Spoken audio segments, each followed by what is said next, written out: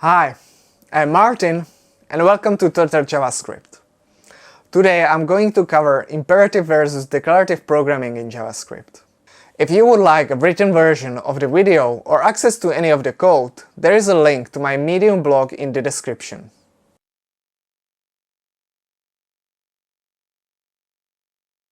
JavaScript is an amazing programming language that allows you to write code in different paradigms or combine them into a multi-paradigmatic approach.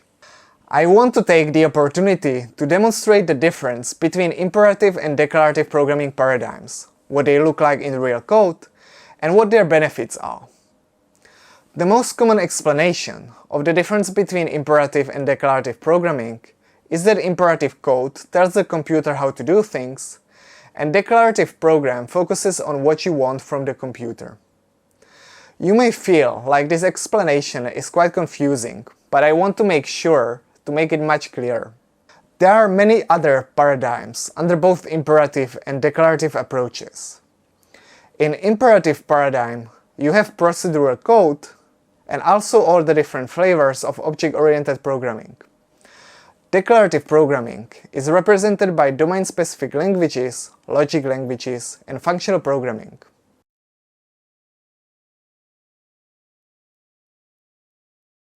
Imperative code uses statements and declarative code uses expressions. Expressions evaluate to a value, while statements tell the computer to do something. In imperative programming, your code is based on statements that change the program state by telling the computer how to do things. In other words, your code is based on defining variables and changing the values of those variables. In declarative programming, your code is based on expressions that evaluate their result based on their input, by telling the computer what you want. Here is an example of declarative expressions and imperative statements in code.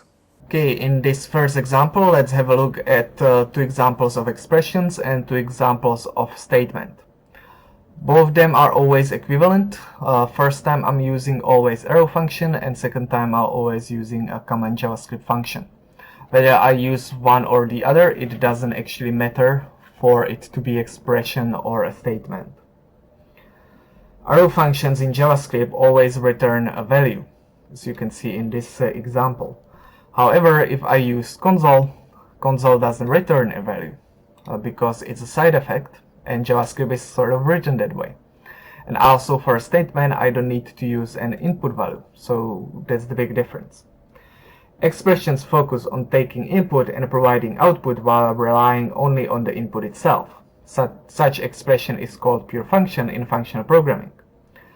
Statements don't necessarily need any input or output. They can just call other functions or change some value somewhere outside of their internal state. In declarative functional programming, changing the external state or causing external actions such as console log, saving a file, or loading database record is called a side effect. Changing a value of anything is called a mutation. In functional programming, we prefer to always stick to constants. But because we are in JavaScript, you can see that I'm also using functions as values, so I'm in each case just saving it into a constant variable. Now just to run the code and see the example working. Okay, go to debug and I can see my turtle. And now if I run the second statement, for example, I'm gonna get hello world. When we talk about imperative code telling the computer how to do things, we mean that it focuses on creating statements that tell the computer how to do its thing. When we talk about declarative code focusing on telling a computer what to do, we mean working with expressions that map inputs into outputs.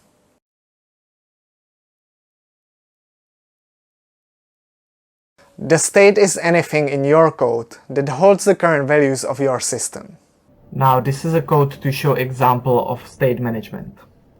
So here the state is represented by the object name state, which is here, and also turtles, which is an array here. Imperative code directly accesses the state and changes it, and declarative expressions never change the external state. So you can see in this imperative example, I'm directly going to the object and changing the value of a background.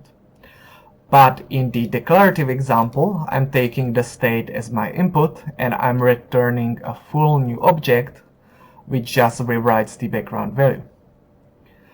Same example in here. In imperatively adding a turtle, I'm directly going through arrow function to the turtles and I'm pushing a new value in there. But in the declarative example, I'm taking a correct function and I'm taking turtles the array as a first argument and turtle the new turtle as a second argument. And I'm returning a new array without changing the original. The challenge of state management in imperative code is that with growing complexity, you may have many parts of the code touching the same state, and when your system starts having trouble, it may be quite difficult to debug. In declarative code, you focus on building a function composition that takes a number of small functions and strings them together, so one function sequentially passes its output to an input to the next function in the line. That has many advantages. The really hard challenge in both programming paradigms comes when you need your system to share information asynchronously. One solution to this is leveraging a state management system like Redux in React. Imperative programming is how all programming started, and it goes all the way back to assembly in 1949. Which leads you to build your code based on changing registry values that holds the current state of your application.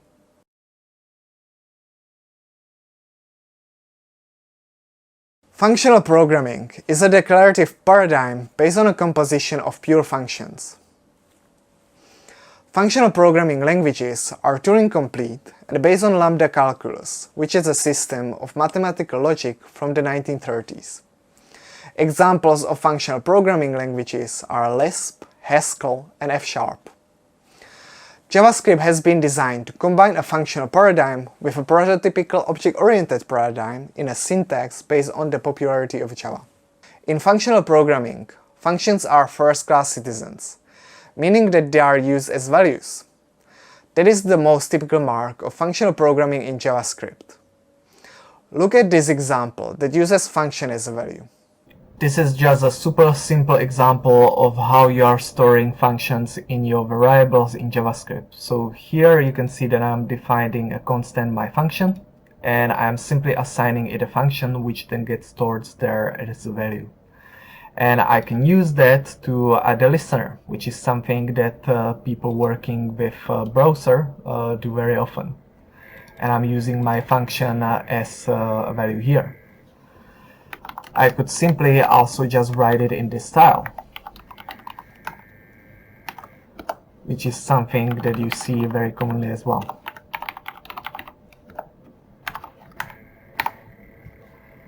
That's it, no magic. JavaScript also has support for currying, point-free code, partial application, and higher order functions. With the help of other libraries, you can also easily use composition, functors, and monads. For such a library, have a look at Turtle Lambda. This is an example of how you deal with side effects in a library Turtle Lambda by using monads or functors. You can see that I'm writing a delete file. Here I'm using a function delete file, which will return a monad for deleting the file of a path that I have given it. You can see it in the use here. So here this will create the side effect and return it, but it won't trigger it. To trigger side effect itself, I need to call a trigger on it. That's how the delete file is still a pure function, and then in my code I can divide it by calling it when necessary.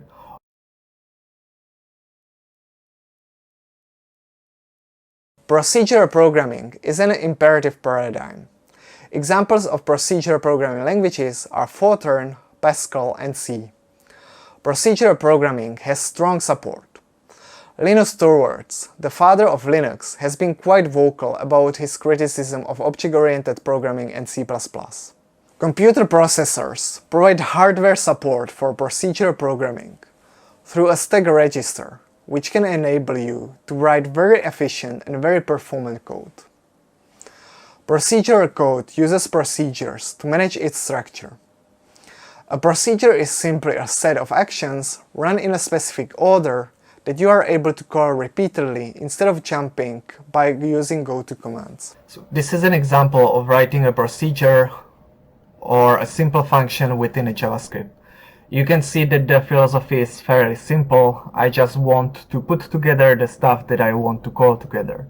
I don't need any input again in imperative programming, and in this case I'm returning a result, but if I wanted, I don't need to return anything here as well. And all my logic is easily done within the one procedure.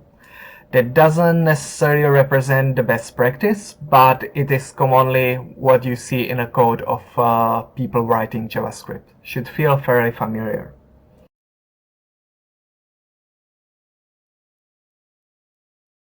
Object-oriented programming is imperative modeling of objects that hold internal states.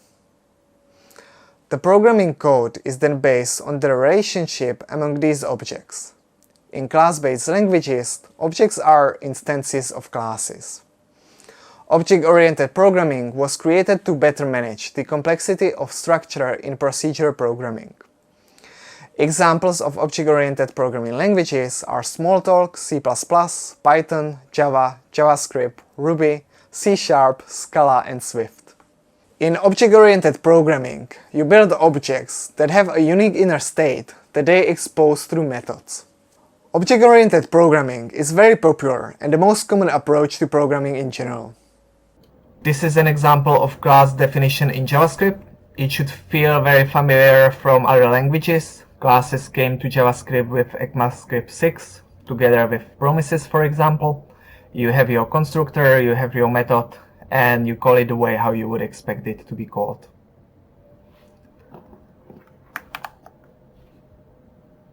And if I run it, I get a turtle.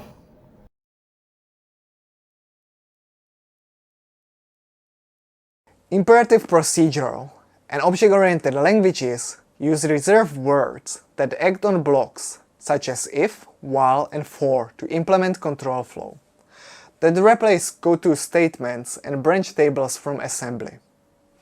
If I have a task to go through an array of turtles and find all tortoises, imperatively I could write the code in this very common approach. This is a very common way how to deal with arrays within JavaScript using for cycle in imperative code.